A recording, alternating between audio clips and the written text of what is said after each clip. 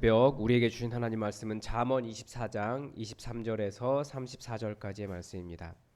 잠언 24장 23절에서 34절까지의 말씀입니다.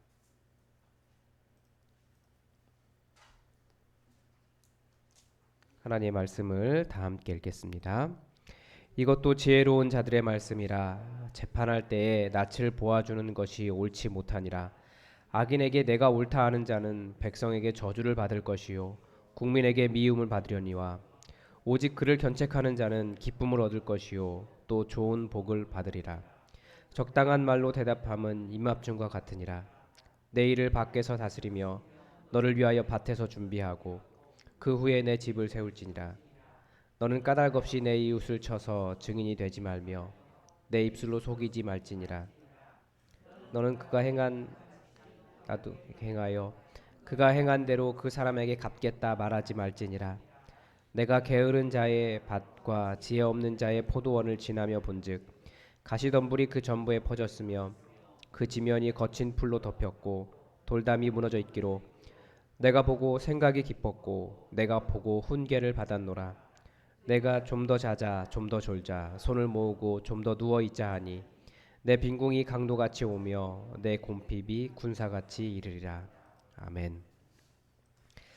예, 23절 이제 새로운 표제가 시작되고 있습니다. 이것도 지혜로운 자들의 말씀이니라. 뭐 이것이 솔로몬의 잠언이다. 뭐 이런 식으로 해서 새로운 어떤 표제가 시작하는데 여기도 이제 이 부분이 좀 다른 본문이다라는 것을 표시하고 있습니다. 특별히 25장 1절에서 이것도 솔로몬의 잠언이다라고 말하면서 새로운 표제가 시작되는 것을 보면 24장 23절부터 오늘 34절까지가 이렇게 들어간 하나의 단락이라고 볼 수 있습니다. 재판과 노동의 문제에 대해서 그 교훈을 주고 있습니다. 여기에서 이제 지혜로운 자들의 말씀이라라고 되어 있는데 원문에는 그냥 지혜자들, 이것도 지혜자들이다 이렇게 되어 있습니다. 그래서 지혜자들이 전해놓은 것이 몇 가지가 있습니다. 이렇게 1장 6절이나 22장 17절 같은 경우 이것도 지혜로운 자들이다 이렇게 말한 것은, 그래서 이런 지혜의 말씀들을 보존한 어떤 집단이 있다 그렇게 이야기합니다. 학파라고 이야기하죠. 이스라엘은 서기관 그런 가문이 성경을 굉장히 열심히 보존을 했습니다. 그래서 목숨을 걸고 그렇게 집안에서 집안으로 대를 이어서 사명감을 가지고 말씀을 보존했는데, 그런 집안일 수도 있고 아니면 그것을 같이 그 말씀을 모으고 또 말씀을 적었고 보존했던 어떤 그 학파라고도 볼 수 있습니다. 스승과 제자의 관계가 있는 거죠. 그런 사람들이 지혜의 말씀을 이렇게 모았다라는 겁니다. 먼저 재판할 때의 낯을 보아주는 것이 옳지 못하니라. 이제 그 공정한 재판에 대한 이야기를 하고 있습니다. 그래서 악인에게, 그러니까 재판, 여기서 이제 말하는 악인은 우리가 일반적으로 말하는 그런 나쁜 사람들이기보다 재판에서 죄를 지은 사람을 이야기합니다. 그래서 악인에게 내가 옳다라고 말하는 것은 그건 잘못된 거다라고 이야기하죠. 왜 그렇습니까? 재판이라고 하는 것은 공의입니다. 모든 사람에게 바르게 되어야 되는 것인데 옛날부터 재판은 그렇게 바르게 되지 않았던 것 같습니다. 권력자들의 얼굴을 보아준다거나 아니면 뒤로 뇌물을 받는다거나 아니면 별로 중요하지 않은 연약한 사람, 뭐 고아와 과부들에 대해서 아무런, 그 사람들을 좋게 해줘봐야 내게 이익이 없기 때문에 별로 잘해주지 않은 그런 일들이 재판에서 계속 이루어졌던 것 같습니다. 그래서 성경은 절대 공의를 왜곡하지 말아라 계속해서 경고하고 있습니다. 그래서 그렇게 악인에게 내가 옳다 하는 자, 그러니까 이게 공의죠. 공의를 왜곡하는 자에게 어떻게 되느냐? 백성에게 저주를 받을 것이고 국민에게 미움을 받을 것이려니와 이렇게 이야기합니다. 성경은 개인적인 복수는 금지하고 있습니다. 그런데 그러니까 개인적인 복수는 국민에게 허락되지 않았지만 공의가 바로 서지 않은 국가 권력에 대해서는 국민에게 심판할 것이 허용되어 있습니다. 그러니까 우리가 이 둘을 잘 구분해야 됩니다. 개인적으로 누군가에게 복수하면 내가 범법자가 돼요. 그래서 그 권력을 누구에게 맡겼냐면, 공의를 누구에게 감당해 달라고 맡겼냐면 재판관, 국가 권력 이렇게 맡긴 겁니다. 왕의 권력. 그런데 그 왕이 만약에 하나님의 뜻을 따르지 않고 바르게 서 있지 않다면 어떻게 해야 된다고 가르쳐 주냐면 국민이 그 사람을 바꿔야 된다고 이야기해요. 그래서 역사 속에, 이스라엘 역사 속에 왕을 바꾼 사람들이 있어요. 아마하르츠라고 땅의 사람들이 있습니다. 그런 사람들이 왕이 하나님 말씀 따라가지 않으니까 우상 섬기고 그러니까 그 사람을 다른 그 아들로 바꾸는 그런 일이 있습니다. 그래서 공의가 바로 서지 않은 국가 권력에 대해서 그때는 국민이 나서야 됩니다. 지금 우리가 많이 보고 있죠. 우리나라도 그런 민주화 과정을 거쳤고 베트남 같은 경우도 군부가 그렇게 불법적으로 권력을 찬탈하니까 얼마나 많은 사람들이 일어나서 그것을 반대하고 있습니까?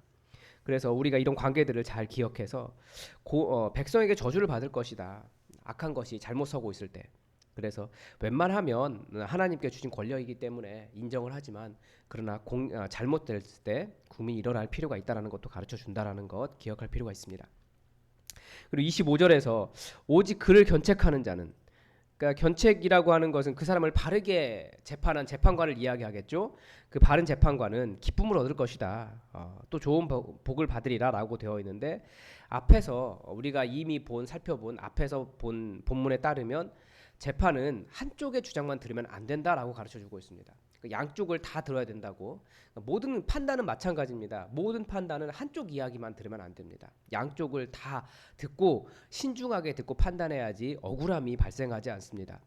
그리고 그렇게 해야 되는 이유가 이 재판은 하나님의 주권 개입이기 때문에 그렇습니다. 그러니까 하나님의 사역에 참여하는 거예요.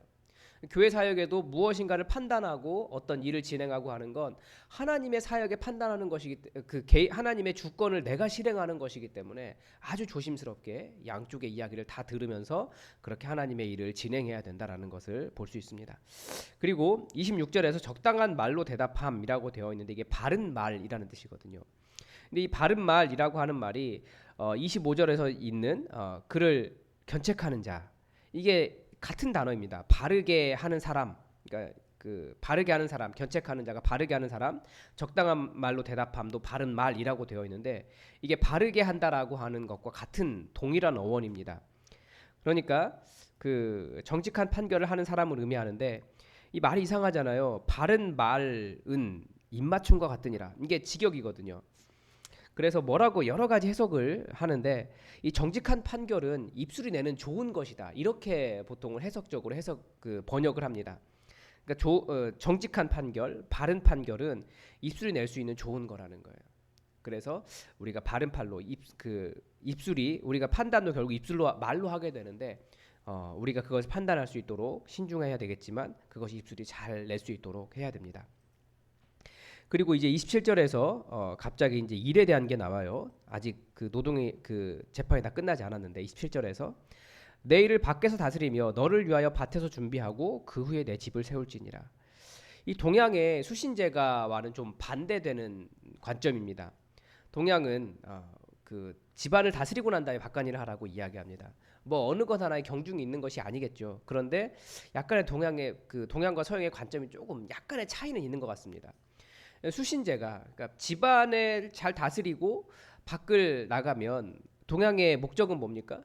입신양명이라고 합니다. 그러니까 자기의 이름을 내는 거예요. 그래서 이게 약간 왜곡되어 있는데 조금 체면을 중시하는 것이 동양의 문화입니다. 그래서 그 요즘 드라마에서 그걸 다루고 있는 것 같은데 심지어 자기 집안에서 며느리가 어떻게 잘못될까봐 자기 집안에 먹칠을 할까봐, 이름에 먹칠을 할까봐 그 며느리가 자살했다라고 이야기하면서 며느리를 죽이려고 하는 그런 내용이 있더라고요. 그러니까 동양은 그 정도로 자기 집안을 잘 다스리는 것이 심지어 사람 죽이기까지 하면서까지 자기 집안의 명예를 지키려고 했어요. 그런데 그런 것과는 반대되게 오히려 오늘 본문은 잠언은 가정이 무너지면 아무런 의미가 없다라고 가르치는 겁니다. 그래서 가정이라고 하는 것이 더 중요하기 때문에 바깥 일, 가정이 제대로 설 수 있는 바깥의 환경들을 만들으라는 거예요. 그러니까 가정을 이룰 때 직장이 있어야 됩니다. 요즘 시대로 말하면 가정이 잘 설 수 있도록 직장이 있어야 되고 집도 있어야 되고 그런 일을 이야기하는 겁니다. 가정이 잘 설 수 있도록. 약간은 포인트가 다르죠. 바깥에 내 이름을 내는데 목적이 있는 것이 아니라 가정을 잘 세우는 것에 의미가 있습니다. 그래서 가정은 왜 그렇습니까? 가정이라고 하는 것은 요즘은 가정의 개념이 너무 달라진 것 같아요. 어제 그 기사는 읽진 않았는데 표제만 봤는데 어떤 사람이 한 남자가 쌍둥이 자매와 결혼을 했더라고요. 그래서 그 쌍둥이 자매가 동시에 임신을 하겠다는 거예요. 그 한 남자를 사랑해서. 근데 그것이 가정으로 인정되고요. 요즘은 가정이 뭐 싱글 가정도 많이 있고 심지어 남남, 여여 이것도 가정으로 인정되고 있습니다. 그런데 하나님의 창조 질서는 뭐냐면 남과 여가 부모를 떠나서 한 몸을 이루는 겁니다. 그래서 또 여기에 포인트를 잘못 두면 한 몸을 이룬다. 이거 여기만 포인트를 두면 남남이 또 그렇게 오게 되고 뭐 한 몸을 이루기만 하면 한 마음을 이루기만 하면 가정입니까? 라고 질문을 가정이다라고 또 주장하기도 하는 것을 들었는데 근데 그것보다 성경의 창조 질서는 남과 여를 창조하셨고 그리고 그 남과 여가 부모를 떠나서 한 몸을 이루는 것이 가정입니다. 그게 창조 질서예요. 그러니까 하나님은 계속 인간을 만드시고 어떤 인간에게 창조에 참여하도록 하셨거든요. 가정을 만들고 또 하나님 나라에 태어날 또 다른 생명을 잉태하는 것이 그것이 하나님의 창조 사역에 참여하는 것인데 그래서 가정이 깨지는 것을 성경은 굉장히 그 뭐라고 할까요? 경계합니다. 물론 바울 같은 경우에 웬만하면 그 가정 갖지 말아라라는 이야기도 했어요. 왜 그러냐면 그 자기 부인이나 아내를 기쁘게 하기 위해서 하나님의 일에 열심을 내지 못하는 일이 발생하니까 그것은 예수님이 곧 오실 것이다. 자기가 죽기 전에 자기 세대가 지나가기 전에 예수님이 오실 것이다라고 극단적인 종말론을 가졌던 초대 교회에서 하는 말이지. 성경 자체는 이 가정을 굉장히 중요하게 여깁니다. 그 가정 안에서 삼위일체 하나님의 하나됨을 경험할 수 있고 모든 하나님의 창조 질서에 참여하는 가장 기본적인 단위를 가정이라고 보고 있습니다. 그래서 가정이 잘 설 수 있는 모든 그 판이 있어야 된다는 거죠. 그냥 아무것도 없이. 그러니까 어떤 씨를 심을 때도 흙이나 그 양분이나 이렇게 충분히 있는 땅에 심어야지 아무것도 없는 곳에 무조건 심으면 조금 자라다가 싹은 튀지만 죽어버리거든요. 그것처럼 가정을 잘 준비시켜서 그 후에야 내 집을 세울지니라라고 말을 하고 있습니다. 그래서 우리가 가정을 잘 세워야 된다라는 것 그 가르쳐 주고 있습니다. 그리고 28절부터 29절까지는 다시 재판에 대한 이야기를 합니다. 중간에 다른 게 들어왔다가 다시 나오는데 까닭 없이 내 이웃을 쳐서 증인이 되지 말라. 내 입술을 속이지 말지니라라고 이야기하면서 재판에서 위증하지 말 것을 이야기합니다. 그리고 또 하나 29절에서 너는 그가 내게 행한 같이 나도 그에게 행하여 그가 행한 대로 그 사람에게 갚겠다 말하지 말지니라. 이 원수를 갚겠다면서 스스로 악인되지 말라는 것을 이야기합니다. 계속 지금 나오는 말씀이죠. 재판에서 내가 억울하다고 나도 그렇게 그 사람에게 하지 말라는 거예요. 그러면 나도 악인 된다는 거죠. 내가 그 누군가에게 원수를 갚겠다고 그 살인을 하면 그 사람은 결국 결과는 살인자예요. 그 모든 권력이 재판이라고 하는 공의에 맡겨져 있습니다. 그래서 재판이 바로 설 수 있도록 국민은 재판이 바로 설 수 있도록 그렇게 노력해야지 내가 스스로 원수 갚겠다라고 하면 그것은 하나님의 일을 하나님께서 맡겨두신 유임의 그런 과정을 좀 잘 모르는 겁니다. 그런데 그렇게 하는 것이 아니라고 가르쳐 줍니다. 그리고 또 하나가 뭐냐면 이게 약간 좀 성품의 문제와도 관계가 있습니다. 자기의 성품이 이렇게 참지 못하고 욱하면서 갚아야겠다라고 하는 그런 성품을 가진 사람들이 있는데 그런 성품의 문제를 좀 내려놓고 겸손하게 좀 공의에 맡기는 것이 필요하다고 성경은 가르쳐 줍니다. 그리고 이제 30절부터 34절까지 이제 이 지혜자의 마지막 권면은 뭐냐면 게으름과 가난에 대한 겁니다. 이제 그 잠언에 게으른 이유가 두 가지 관점으로 나온다고 말씀을 드렸습니다. 첫 번째는 자기 자신이 게으른 거예요. 그리고 또 하나는 열심히 살아보려고 하는데 사회 구조적인 문제 때문에 빼앗기는 사람들입니다. 그러니까 영원한 사회적인 을들을 이야기하는 겁니다. 뭐 그런 것이 계속 산업화가 진행될수록 부익부 빈익빈이 계속 발달하는 이유가 사회적 구조적인 문제들을 이야기하고 있지 않습니까? 그런 부분도 동시에 다 다루고 있습니다. 게으름 게. 그런데 오늘 본문은 자기가 너무 게을러서 가난하게 된 사람에 대한 이야기를 합니다.